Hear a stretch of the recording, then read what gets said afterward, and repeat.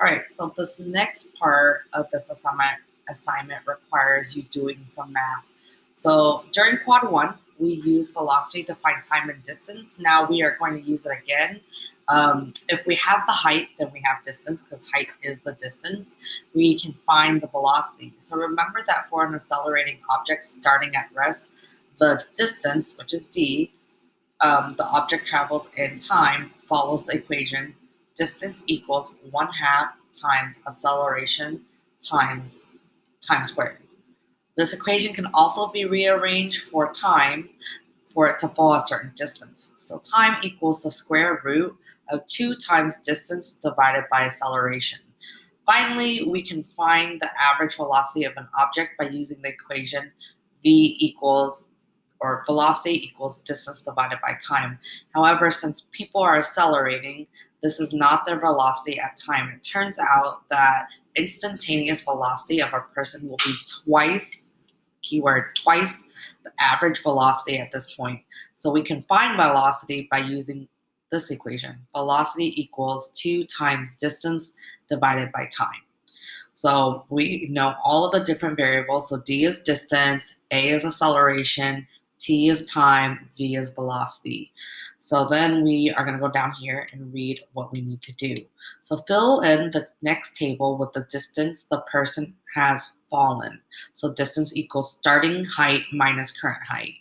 So our starting height, if you go up to our controls, is going to be 1.04.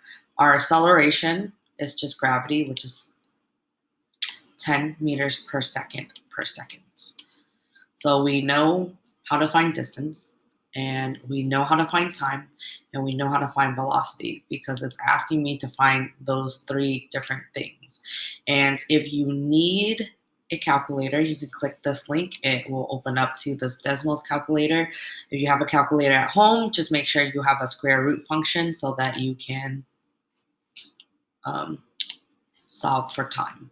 So first thing is, let's do distance. So the starting height is 1.04. The current height, I would just look right here to figure that out, which is also 1.04, which we know equals 0. What's kind of nice about this is I know that if I throw this into an equation, it's going to equal 0, and this is going to equal 0.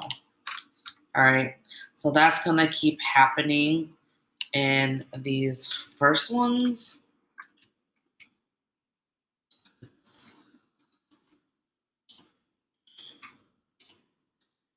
So on, so on. I'm going to go to this one to kind of show you that. So 1.04 minus 0.99.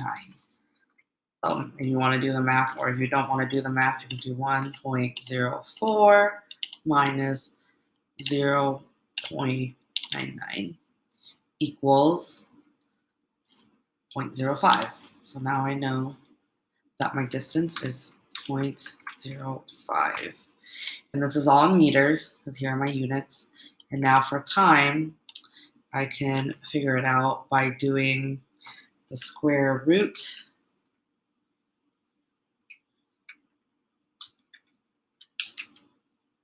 of 2 times my distance. I want to put this in parentheses because I need to do this before everything. 0.05. I'm going to do that. Then I'm going to divide by acceleration, which is 10. And that gives me, let's figure it out. Clear all, square roots. What was it? Oh yeah, 2 times 0.05, close parentheses, and then I'm going to divide that by 10. That gives me 0.1.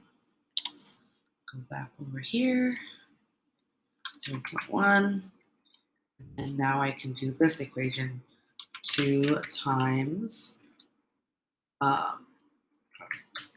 2 times my distance, which is 0.99, divided by my time, which is 0.1.